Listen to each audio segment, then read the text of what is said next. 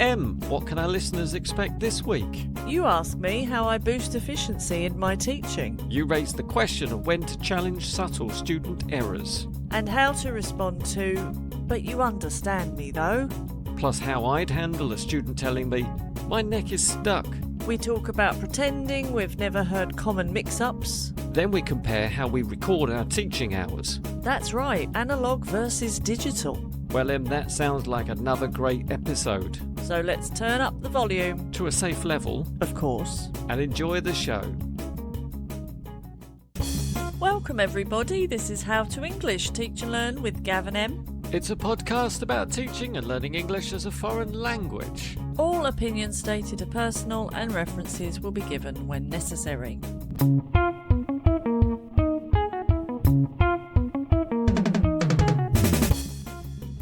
Necessary indeed. Episode 11, Season 7. Gav and Em are ready for TEFLing. Was it supposed to rhyme? Kind of. I don't suppose it matters, really. People don't come here for our rhymes, Em. They're here for our TEFL facts. Our witty conversation. What else? Come on, we're making a list. What are they here for? Thoughtful insights. Tips and tricks. Personal experiences. Mm-hmm. First-hand knowledge.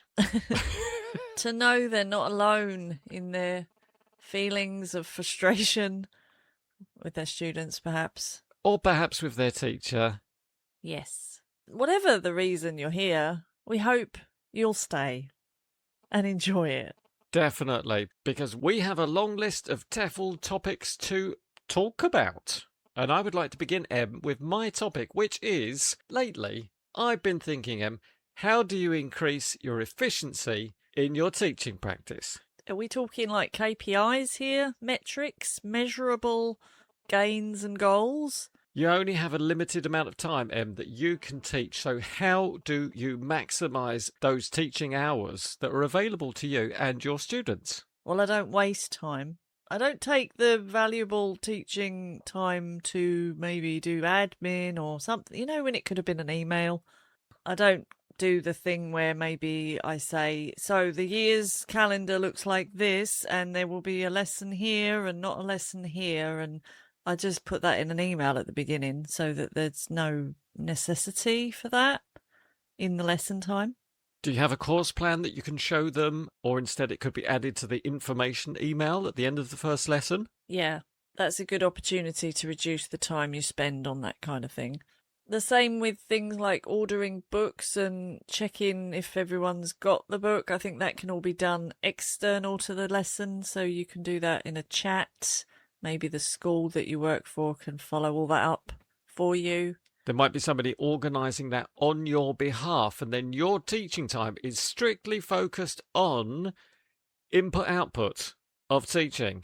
Yeah. You don't want to be doing it all twice anyway, really, if there is somebody whose job it is to check the students have got the books and whatever. So check that first, is my first tip. Before the course begins, make sure somebody knows whether the students have a book, need a book, will receive a book. And will be notified of holidays and everything else. And if it is your job to do it, then obviously you have to do it in the lesson. But I would always see what the requirements are first, and then you know if you need to do it or not. Gav, have you got any ideas about how you can maximise, what was it? Efficiency? It sounds like you've already got some very top tips for our followers. The number of things that you can add in that introductory email, perhaps even before the course begins. You might want to say, hey student, your lesson is on this day starting at this time. It will run for this many weeks, and if you have any holiday, please let me know. Please notify me. I'll be taking off a bit of time during this period, so there won't be lessons then. Don't forget you might have some national holidays during the course.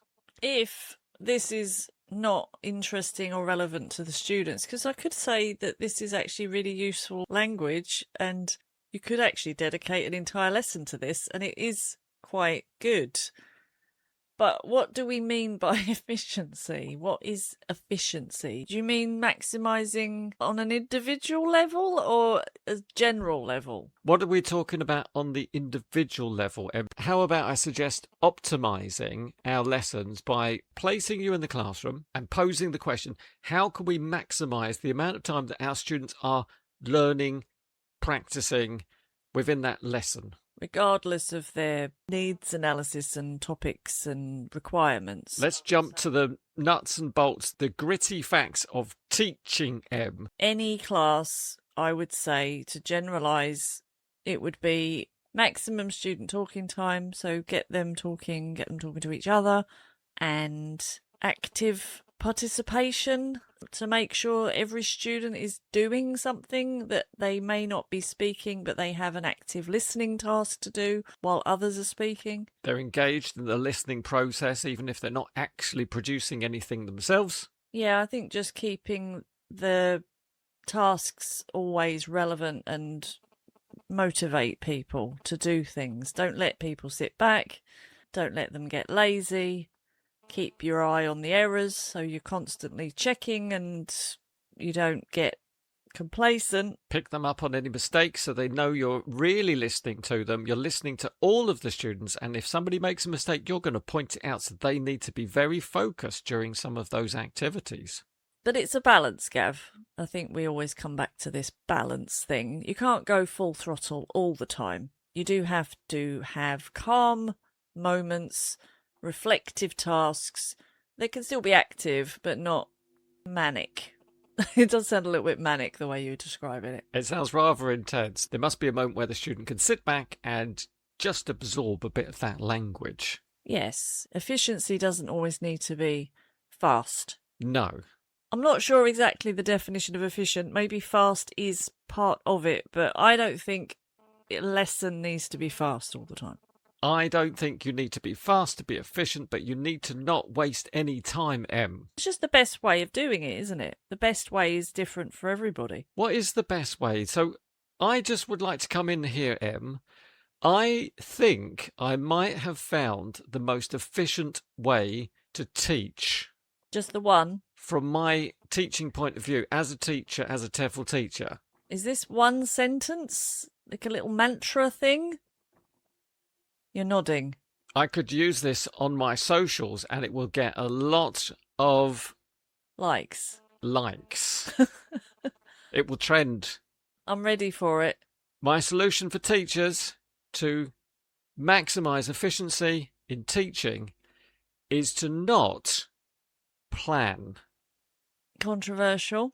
Go on, explain. Well, then I don't waste any time preparing. I can simply wake up, go into the classroom, teach, and then leave. There's no wasted time there. In your life, in your world, how is this connected to the most efficient way to... It was teach, wasn't it? But learn, I think, is also important. The students have to learn. That's very true. Well, I'm sure they'll learn something. Because we're all talking English. We're all practicing in English. Surely that's the most efficient way. I feel like you're being provocative here. Do you really think this? If I had to look at the maths and do some simple equations, I think efficiency is increased considerably if I fail to do the preparation. For example, you have a student who's a mechanical engineer and they've asked you specifically to help them plan a presentation for the next lesson. And they send you that presentation and they say, great, look forward to next week where we can go through it together and talk about the presentation and you can help me with it. So your technique is don't even open that presentation, go in and just wing it. I can see there might be holes in my idea, Em. I think it's a rubbish idea. What are you talking about? Don't plan. You mean I might have to plan it so that I'm prepared for this very niche lesson that you've described? That's just one of a multitude of examples I could think of where you would actually need to plan it. Would you like to change your mantra? I think I might have to. So what would it be now? Preparation is key. Do you agree? Sometimes. In the example I just gave you, yeah. But I also think sometimes if you have the possibility to just walk in without planning, sometimes the best lessons are generated from absolutely nothing. And often you do plan for ages and then you don't even get to do that lesson. So planning is there for as kind of backup, I would say. Always have your plan ready, but I am always prepared for whatever comes, and it could be that we go in a totally different direction, and that's really good. Em, have you got a topic for us now? Gav, I'd like to just reflect on something my student said this week. It helped me narrow down the very small difference in the word construction, but the very big difference in meaning. Construction? No, hang on, let me give you the example. So I had two students talking about holidays, and one was talking about travelling around to different cities and lots of very exotic destinations. And I asked the other student, have you been to any of those kind of places? Have you travelled to these exotic cities or even some of the same cities? Have you been there? And the second student said, no, I'm not interested. And I thought, oh, that was a bit... Well, what do you think, Gav? How does that come across? If somebody's talked for 5 minutes about their holidays and then you say to the other student, would you like this sort of holiday? And they say, I'm not interested. That sounds very rude. It does, doesn't it? Because you could at least be interested if it's not something that you're personally keen on doing. Yeah. And I thought that it was a bit direct, and normally this student isn't quite so direct. And I thought, well, that's weird. But I let it go. So then the second student continued after I'm not interested to say, I've only ever been on holiday in my country. I've never been abroad. And I realised, oh, it wasn't interested they meant to say. What they were trying to say was, I'm not interesting. Oh, meaning they're too boring to travel that far. Yeah, they're safe. They don't want to have an adventure. They're not interesting. Like the other student is really interesting to go on these amazing trips. How did you realise that? Because of what they said after. I've only been on holiday in my own country. But yeah, you have to clarify because I said, oh, so would you like to go on this kind of holiday? Would that be nice? And they said, yeah, I would love to go to those countries. But they said they're not interested. Yeah. So it really threw us off. And I think that was a nice example of how small differences can really change the meaning. And also as a teacher, you have to pursue it. Because if I'd have just left it like, oh, that was a bit rude, we would have had an idea about that person and thought, yeah, they're just a bit rude. But if you actually have the confidence as a teacher to say, well, why are you not interested? That sounds amazing. Like, why would you not want to go there? And they say, oh, no, I would want to go there. I just haven't been there. It may take 10 minutes to work it out, but you do eventually get to the bottom of the fact that it was just a small mistake with the word. This leaves me with two questions, Em. Yeah. Question one, what was the reaction from the first student who was describing this amazing trip that they'd taken? I don't think they realised either that it was a mistake. To be completely honest, I think they were just thinking about what they needed to say next. Okay. And question two, do you think you should have stepped in more? Yeah, I think I should have stepped in more. And said to student two, that sounds a bit rude. Yeah, I think I would. That's very direct, Em. Well, they need to understand that they were being very direct by saying what they said, even if they didn't mean what they said. I think this is a real world problem. They're going to go out there and they could be in a small talk situation where they say to someone, oh, I'm not interested. And it is a really rude thing to say. How can you fix a problem like that? Like I said, I think you have to really get into the details, find out what they really meant. Say, well, if you say it like that, it sounds rude. And then they may say, oh, but I didn't mean it like that. But I let it go and it worked itself out. So how should you say it? If you are genuinely a boring person, but you would like to be interesting like the other person, what are the phrases that they can use? I'm not interesting. Just change the ending from ed to ing and it makes total sense. I'm not as interesting as that person. Yeah. I think I'd change it to something like adventurous or curious, or I'm not nearly as brave as that person. Just use a different word then. I don't know. I think it's fine. I'm not interesting. Like that. Yeah, maybe you need to add like and then the student's name. A comparative, perhaps. Yeah, that would help. Well, that certainly cleared it up for me because I am not interested. In this conversation? I mean, interesting. It wouldn't be true for me to say that I'm not interested or interesting, Em, because this is quite a fascinating topic and I hope the followers enjoyed it just as much as I did. What's next on your list of things to discuss, Gav? Now that we've effectively dealt with efficiency... You're speaking in riddles today, you know that. I do. In which case, I would like to move on and recall a moment I had with my students, and I thought to myself, I wonder what Em would do in this situation. I'm all ears. I asked myself, what would Em do if her student said, but you understand me though? Have you ever experienced this before, Em? Because I certainly have, where I repeatedly corrected my student, not like in the example you gave of interested and interesting, which is quite nuanced, but in a sentence like, she worked there for 2 years. My students often say that when we say, but you know what I mean. But you know what I mean. It's usually accompanied by a kind of casual hand gesture of batting you away. Stop correcting me, teacher Gav and Em. Yeah. What should you do? It's a hard argument because I kind of do know what they mean, but I'm an English teacher.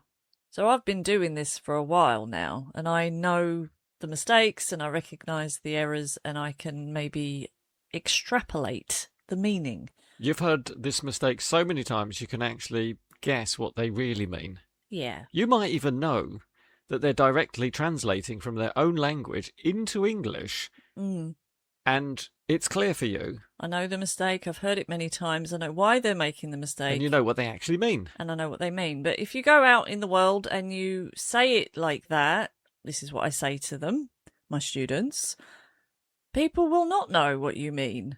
Some people may not understand any of what you're saying. Some people may be so distracted by the strange error you've made that they can't focus on what you're talking about. They completely ignore the content because the delivery was distracting. Yeah. And who wants to live in a world where there's ambiguity and vagueness? Don't we want to be clear? Don't we want to be concise? Don't we want to be judged to be well-spoken? I don't know if this is a good argument, but these are the things I say to try and convince them to change their ways. And is it working? No, not really. They're still making the same mistakes. They're very ingrained mistakes, very fossilised. So you really have to pursue them relentlessly. And you could try pictures, you can tell your students stories about using the wrong language and which misunderstandings may come from it. Examples always help. If you can actually give them a real world example or show them something. I do often show them the department in the British government which is called the Home Office, and explain to them, this will be very confusing if you explain you work for the Home Office. Yeah, because they don't actually say I work for the Home Office, they say I work Home Office. I do Home Office. Or I do Home Office, and then somebody may just put in the blanks of, oh, they mean they work for the Home Office, because, of course, you know, that's what it means. That's my interpretation, and possibly the interpretations of others that are unfamiliar with this common error. We can't assume what people know, and students who say, but you know what I mean, really can't know what they mean. I mean, really don't know what we think they mean. That's what I mean. They can't know what the other person understands. Yes, that's clearer, the way you said it. So the answer, no, I don't know what you mean. Might be the best thing to say to your students when they ask you, but you know what I mean. Yeah, it's a bit of a performance because in the end you do know what they mean as a teacher, but you have to treat every student as a fresh piece of meat. A fresh slate, a clean slate, a clean plate. I don't know what we're talking about, but I'm saying you have to make them feel like it's the first time they've ever said it to someone. And even though you've heard it 100 times as a teacher, you have to really convince them, I have no idea what you mean. I'm not sure what that is. Sorry. You have to pretend to be a complete stranger who's never come across this language before, spoken by this person who speaks another language, and frankly, it's a mystery. So when you hear them say, I have a new handy, and you know that in that country it means mobile phone, you have to perform the whole, what's a handy? I've never heard of it. What is it? I don't know that word, because they all think it's an English word, and it isn't. Not for what they're talking about, anyway. It could be an adjective. It's a handy tool for making calls. Yeah, if you think your students can deal with that kind of level of confusion. It's not a handy, it is handy. And a mobile phone is handy. A mobile phone is not a handy. If you feel like they're ready for that. But I don't know, what do you think? Do you think it's better to act completely surprised? Or do you feel like maybe if you just rolled your eyes and said, oh, you're the 1,000th person to say that to me this week, would that be more effective? If we're talking about effectiveness. I think there are many ways of correcting students, and yes, possibly being shocked, rolling your eyes. I find there are other students in the class that I might have already taught this to, and I can see them looking at me and waiting for me to do my performance of a handy. I can't call someone with my hand. Yeah, you have to keep track of who you've done the act with, and you can't get away with it twice. They love seeing my performances. Many, many times. They don't get bored. I don't know how many times they've seen the Home Office website now. Every time a new student comes along, everyone has to watch the same performance. We sound quite cynical, don't we, Gav? I'd like to say it works, but as you're suggesting, it just keeps happening over and over again. And would you like to lead us up the garden path of the next topic, please?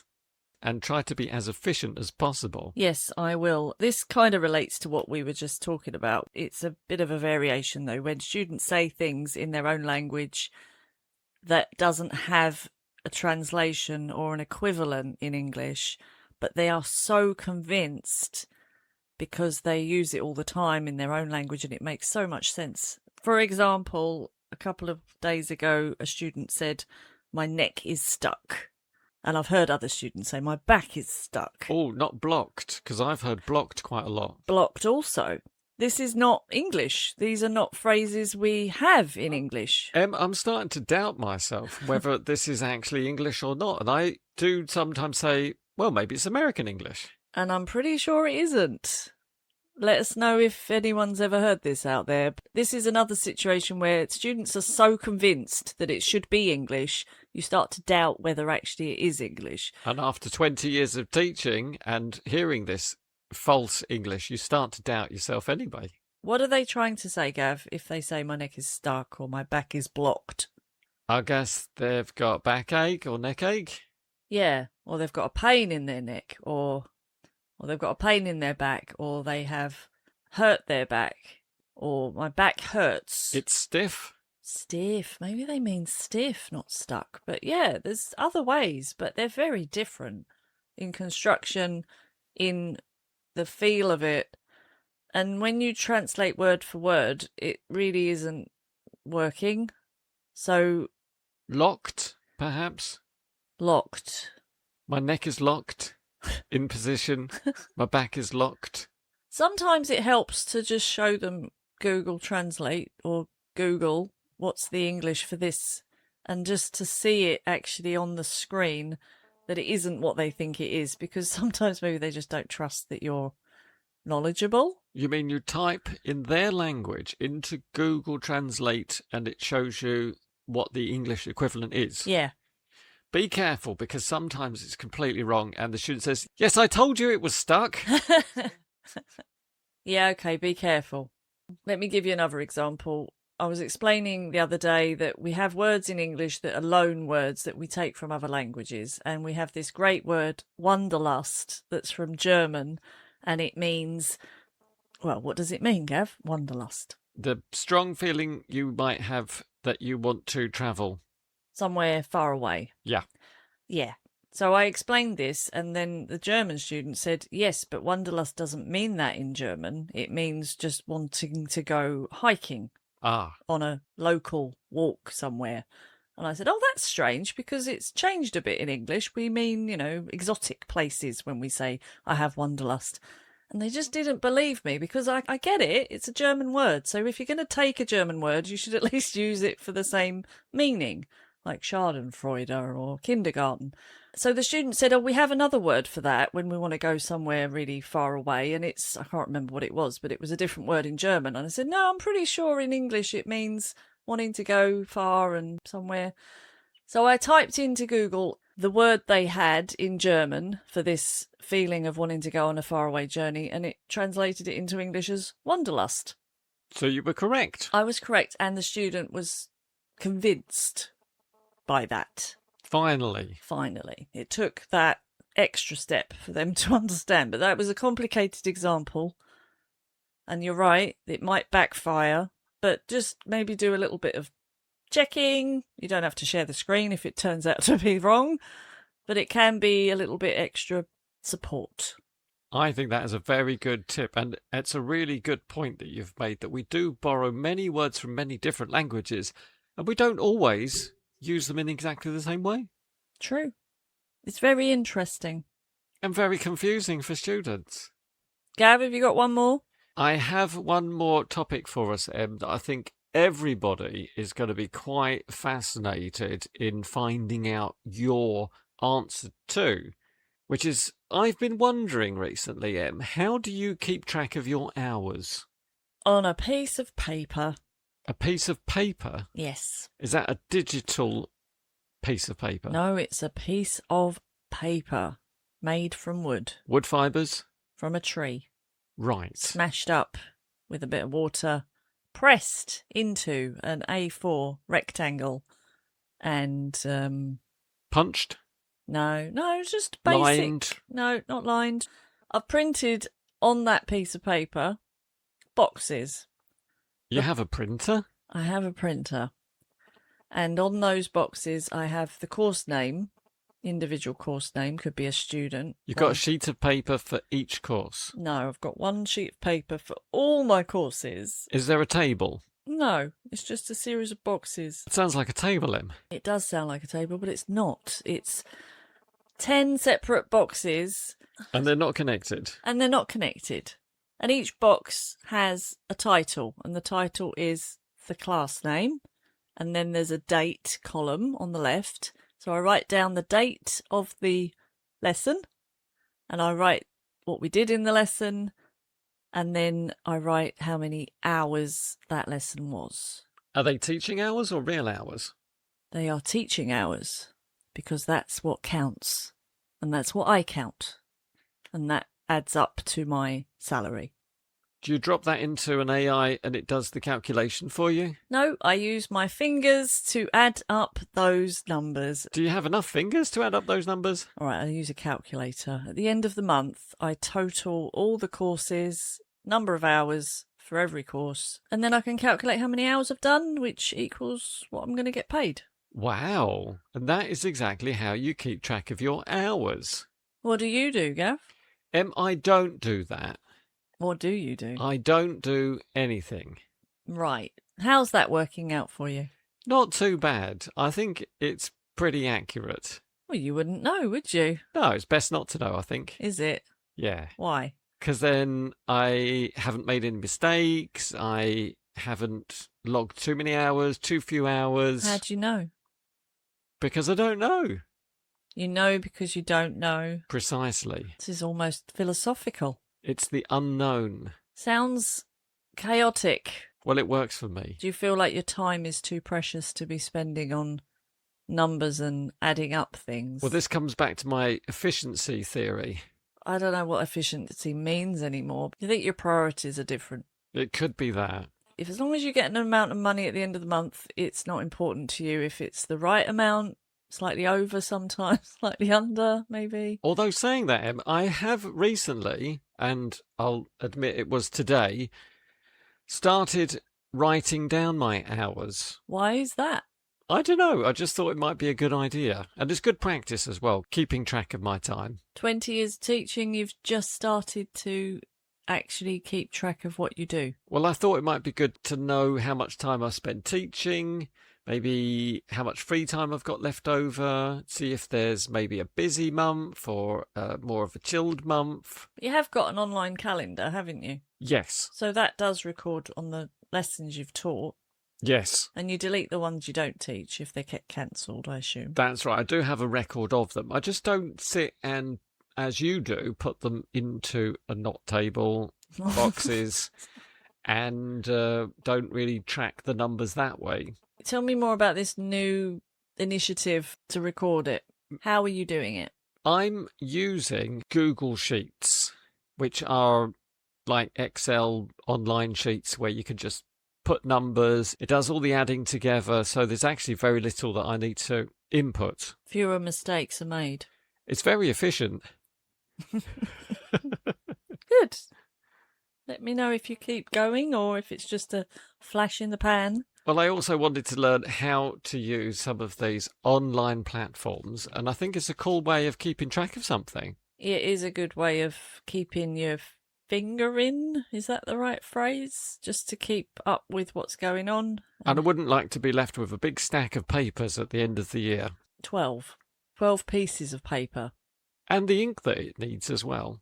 Yeah, I take that point, but 12 pieces of paper isn't really too much, in my opinion, but maybe it's 12 pieces too many, Gav. Perhaps. I'll let you know how I get on, and maybe you'll think about updating your own method to something more digital. Yes, the time may be coming for that. I'm also curious about our followers, whether they use something similar to Em or to Gav. Or something else. Or nothing at all. Well, I think this has been a very effective way of spending time with you. And if I were tracking the number of hours that we spend making this pod, I think the outcome would be worth it, Em. True, Gav. We do produce some pretty good content. I concur. You concur with your own idea at the beginning. And I think the most efficient way to end the episode is to say bye. Bye, Gav. And don't forget our coffee, ko-fi.com/how-to-English-pod if you want to send a coffee or possibly tea our way. That would be lovely, Gav, and I'm looking forward to some delicious beverage refreshments. All right, speak to you next time. Bye, Gav.